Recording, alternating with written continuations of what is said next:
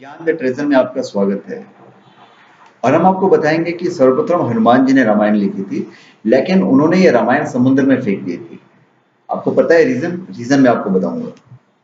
प्रभु श्री राम के जीवन पर अनेकों रामायण लिखी गई हैं, जिनमें प्रमुख है वाल्मीकि रामायण, श्री रामचरितमानस, कबंद रामायण, कबंद एक राक्षस का नाम था, अद्भुत रामायण और आनंद रामायण। लेकिन क्या आप जानते हैं कि अपने आराध्य प्रभु श्री राम को समर्पित एक रामायण स्वयं हनुमान जी ने लिखी थी, जो हनुमद रामायण के नाम से जानी जाती है। इसे ही प्रथम रामायण होने का गौरव प्राप्त है। लेकिन स्वयं हनुमान जी ने ही अपने उस रामायण को समुद्र में फेंक दिया था।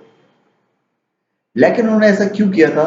शास्त्रों में एक गाथा है जो इसके बारे में बताया गया है।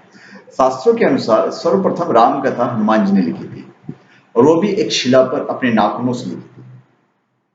यह राम कथा वाल्मीकि जी की रामायण से पहले लिखी गई थी, और यह हनुमद रामायण के नाम से प्रसिद्ध है। यह घटना तब की है जब भगवान श्री राम रावण पर विजय प्राप्त करने के बाद अयोध्या में राज करने लगे थे, और श्री राम हनुमान जी हिमालय पर चले जाते हैं। वहां वे शिव की तपस्या के दौरान एक शिला पर प्रतिदिन अपने नाखून से रामायण की कथा लिखते थे। इस तरह उन्होंने प्रभु श्री राम की महिमा का उल्लेख करते हुए हनुमद रामायण की रचना की। कुछ समय बाद महर्षि वाल्मीकि ने भी वाल्मीकि रामायण लिखी, और लिखने के बाद उनके मन में इसे भगवान शंकर को दिखाकर उनको समर्पित करने की इच्छा हुई। वे अपनी रामायण लेकर शिव के धाम कैलाश पर्वत पहुंचे। वहां उन्होंने हनुमान जी को और उनके द्वारा लिखी गई हनुमद रामायण को देखा। हनुमद रामायण के दर्शन कर वाल्मीकि जी बड़े निराश हो गए। वाल्मीकि को निराश देखकर हनुमान जी ने उनकी निराशा का कारण पूछा, तो महर्षि बोले कि उन्होंने बड़ी ही कठिन परिश्रम के बाद रामायण लिखी थी, लेकिन आपकी रामायण देखकर लगता है कि अब मेरी रामायण उपेक्षित हो जाएगी, क्योंकि आपने जो लिखा है उसके समकक्ष मेरी रामायण तो कुछ भी नहीं है।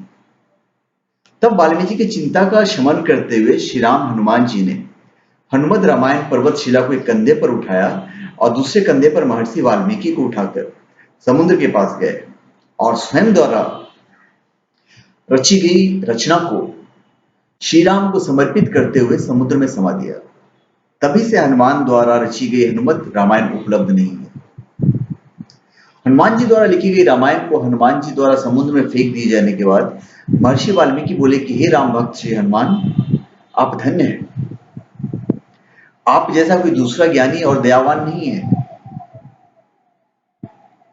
हे हनुमान, आपकी महिमा का गुणगान करने के लिए मुझे एक जन्म और लेना पड़ेगा, और मैं वचन देता हूं कि कलयुग में मैं एक और रामायण लिखने के लिए जन्म लूंगा। तब मैं रामायण आम लोगों की भाषा में लिखूंगा। माना जाता है कि रामचरितमानस के रचयिता गोस्वामी तुलसीदास कोई और नहीं, बल्कि महर्षि वाल्मीकि का यह दूसरा जन्म था। तुलसीदास जी अपने रामचरितमानस लिखने के पूर्व हनुमान चालीसा लिखकर हनुमान जी का गुणगान करते हैं, और हनुमान जी की प्रेरणा से ही वे फिर रामचरितमानस लिखते हैं। माना जाता है कि महाकवि कालिदास के समय में एक पटलिका को समुद्र के किनारे पाया गया, जिसे कि एक सार्वजनिक स्थल पर टांग दिया गया था, ताकि विद्यार्थी उस गूढ़ लिपि को पढ़कर इसका अर्थ निकाल सकें। माना जाता है कि कालिदास ने उसका अर्थ निकाल लिया था, और वो ये भी जान गए थे कि पटलिका कोई और नहीं, अपि हनुमान जी द्वारा रचित हनुमद रामायण का ही एक अंश है, जो कि पर्वत शिला से निकलकर जल के साथ प्रवाहित होकर यहाँ पे आ गया। तो धन्यवाद। आप हमारे चैनल पे सब्सक्राइब करें और अपने कमेंट दीजिए। धन्यवाद।